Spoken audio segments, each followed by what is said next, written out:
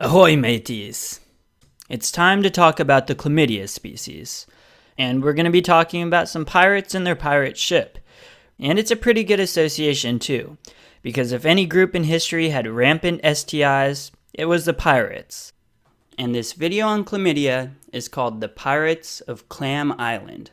So there's a lot of information to learn about chlamydia, but we ambitiously thought we could tie it all into one story. But we'll still break it up and make it as simple as possible. So first we'll discuss the general characteristics, the life cycle, and identification. Then we'll move into several clinical presentations, and then finally finish with treatment. So let's get started. Here we have a small island with a pirate ship that is run aground. First, let's go over some of the microbial characteristics. It's important to remember that chlamydia species is an obligate intracellular bacteria. In past drawings, we've associated being an obligate intracellular organism with an indoor scene. However, this would be kind of hard with the pirate ship. So we've demonstrated it slightly differently. We have the ship running aground, and it's stuck on an island. This round, white, sandy island represents the cell, and the ship is the bacteria that's stuck on the island. So that's obligate intracellular. The white island also signifies the lack of staining with a Gram stain. This is very much similar to the Rickettsia species, who are also obligate intracellular and demonstrate poor Gram staining. And additionally, just like the Rickettsia species, the reason why chlamydia is an obligate intracellular organism is because it can't create its own ATP. With all that's going to be discussed, there's no symbolism to depict that fact, but it should be pretty well ingrained following the Rickettsia videos. Another interesting aspect about the cell wall of chlamydia that's frequently tested is the lack of muramic acid, which is a component of peptidoglycans that make up the cell wall. And we'll demonstrate this with the banner that hangs on the side of the ship. Muramic sounds like mermaid, which we thought would be a good way to remember this fact. So we'll have a sign that demonstrates that there are no mermaids or no muramic acids on board. The lack of muramic acid in the cell wall becomes important in terms of treatment options, which we'll discuss later. Okay, let's move on to the life cycle. And this will be demonstrated by these pearls and clams. Essentially, there are two forms of the bacteria in its life cycle: elementary bodies and reticulate bodies. The beginning of the cycle is simple. We have the bacteria, which is the pearl, sitting outside of the cell, or the clam. What form is the pearl in now? Well, this is the first stage of the life cycle, so it's the elementary stage. Simple, right? Okay, now stage 2 is after the bacteria is inside the cell, or inside the clam, and as you can see, the clam is split into two, so we can see inside and that there are two pearls. And this form is called the reticular body, and it's how the bacteria multiply, through binary fission. The reticular body is known as the active form that can multiply, something that the elementary body can't do. And the final stage is the release of these newly replicated bacteria out of the cell.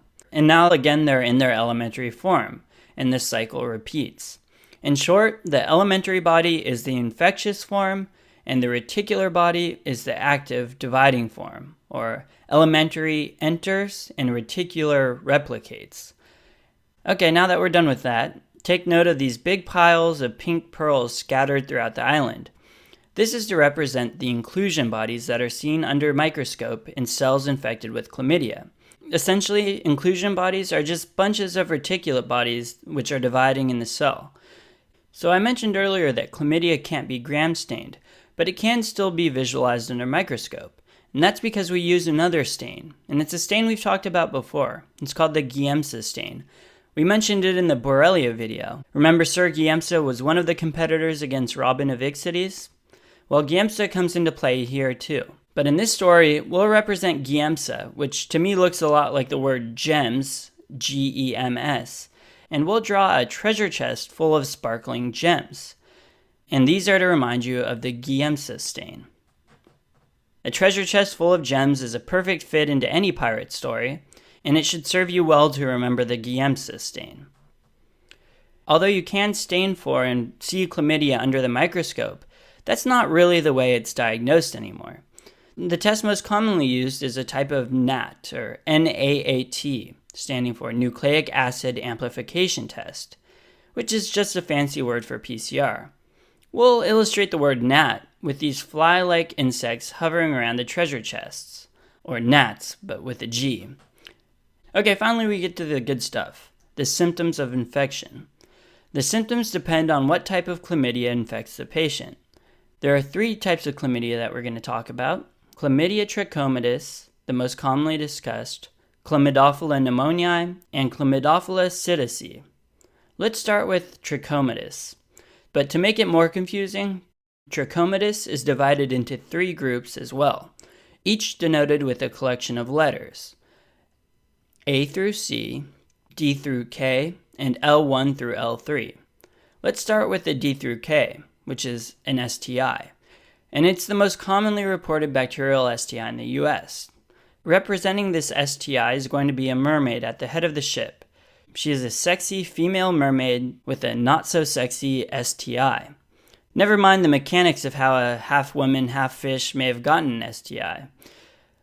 But the symptoms of the STI can vary or even remain asymptomatic, but you'll often hear of a watery discharge. You can remember this by remembering that the scene takes place in the water. And we'll also have this leak in the side of the ship here on the right, and it's leaking or pouring out water to remind you of this watery discharge. This is in contrast to gonorrhea that has a mucopurulent or white discharge. One might think that those who don't have symptoms are lucky, but it's actually quite the opposite. Since they don't have symptoms, the infection can progress unnoticed to much worse things like pelvic inflammatory disease in females, or PID. We'll demonstrate this complication by flying the Jolly Rogers, or this flag with a skull and crossbones. But don't these skull and crossbones kind of look like a uterus with fallopian tubes? PID is an ascending infection that can lead to cervicitis, salpingitis, pelvic pain, abscess formation, and scarring of the tubes that can cause infertility and ectopic pregnancies later in life. So it's important to treat these STDs as soon as possible. Anyway, back to our mermaid. You'll see she's holding onto a baby mermaid. And this is because if a woman has an active infection during delivery of a baby, the baby can potentially be infected with serovirus D through K as well, but with a different presentation. The most common presentations would be neonatal conjunctivitis and neonatal pneumonia. This is demonstrated with the mermaid covering the baby's eyes for conjunctivitis, and also we'll give the baby a clamshell bra, and these clamshells are where the lungs would be, and we'll have some algae growing on the lungs to represent pneumonia. And if you recall from the Neisseria videos, this presentation can be seen in babies who are born to mothers with gonorrhea as well. But you'll still have to know a little trick to differentiate the two. The key is the time frame. Those with gonorrhea conjunctivitis will present earlier, like within the first 2 to 4 days. And remember in the gonorrhea video, we had the mother really quickly shielding the baby's eyes from the crime scene. That was to remind you of the short time frame. Those with conjunctivitis from chlamydia will present later, anywhere from 1 to 2 weeks later. And as far as the pneumonia goes, the common buzzword associated with neonatal pneumonia is that the babies will have a staccato cough, or a cough with really short, sudden bursts. Our next subgroup of Chlamydia trachomatis are serovars L1 to L3, and this causes lymphogranuloma venereum, or LGV. This is known as an STD as well, but it's less common than D through K. LGV is an infection of the lymphatics, specifically of the inguinal nodes, and it starts out with a painless genital ulcer, similar to syphilis, but weeks to months later it presents as a tender lymphadenopathy with draining lymph nodes. We'll demonstrate this in the sketch by having a mermaid with several barnacles around the inguinal region. Remember that this sexy mermaid has STDs, and LGV is one of them. Okay, let's move on to our next subset of serovars, A through C. And this is associated with the disease trachoma. Trachoma is the leading cause of blindness in the whole world. You can remember the serovars are A, B, C, as in you see with your eyes. And we'll have trachoma be symbolized by our captain. You can see that he doesn't only have one eye patch, he actually has 2. Those aren't sunglasses. And these are to symbolize blindness. And since he's the captain, he's the leader. So he's the leading cause of blindness worldwide. And we have one of his hands up, shielding the sun from his eye to symbolize the transmission. It's actually hand-to-eye contact. though fomites can also transmit the bacteria as well. So that covers our general presentations of chlamydia. However, there are some other important points we need to bring up. I already mentioned PID being a long-term complication of chlamydia in women, but there's another group of complications that I haven't talked about yet, and that's reactive arthritis or Reiter's syndrome. And these occur as a maladaptive autoimmune response. The body fighting the bacteria makes antibodies that cross-react and attack the body. The reactive arthritis most commonly manifests in the sacroiliac joint and the knee, though there are really several locations it can present in. If you look to the right of the ship, you see a pirate who's laughing and slapping his knee. This is meant to demonstrate reactive arthritis. You may remember seeing a slap knee character in the Campylobacter video. The reactive arthritis often comes with other symptoms as well, these being uveitis, or infection of the eyes, and urethritis. And altogether they form the triad called Reiter's syndrome. We'll demonstrate the triad of symptoms with 3 monkeys. The first monkey is holding the telescope backwards, and he can't see through it, and that's because of uveitis. The monkey landing awkwardly on this bar can't pee, and this is because of urethritis. And the monkey struggling to climb this tree and now falling has arthritis. So can't see, can't pee, can't climb a tree is a common mnemonic for Reiter's syndrome, and we've included it all in this drawing. Before we talk about treatment, we still have 2 more Chlamydophila species that we need to cover. You remember the neonatal pneumonia is associated with trachomatis. However, pneumonia from chlamydia can also happen in adults too, and this is from Chlamydophila pneumoniae, or C. pneumoniae. The only thing you really need to know about Chlamydophila pneumoniae is that it causes atypical pneumonia, or walking pneumonia, very much similar to Mycoplasma and Legionella, except that it's more common in the elderly as opposed to young adults. In the interest of time and your attention span, we'll leave it at that. We'll represent this pneumonia by giving our adult mermaid a clamshell bra. These clamshells are meant to look like her lungs, and we'll have some algae growing on these as well to represent pneumonia. Chlamydophila psittaci also transmits pneumonia, but you need to remember that it's transmitted by birds, and oftentimes you'll see it's parrots. Question stems will usually mention pet store workers or bird owners and someone developing respiratory problems. In our sketch, we'll have a parrot pooping on the mermaid's lungs to represent this transmission. Okay, finally, we've made it to treatment.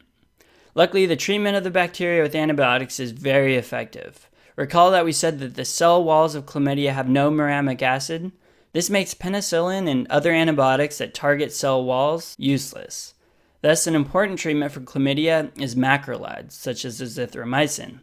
Not only can it treat the STI, but it can also treat trachoma as well. You should jot down a note that topical macrolides are not effective for chlamydial conjunctivitis in the newborn. You have to give them in oral form.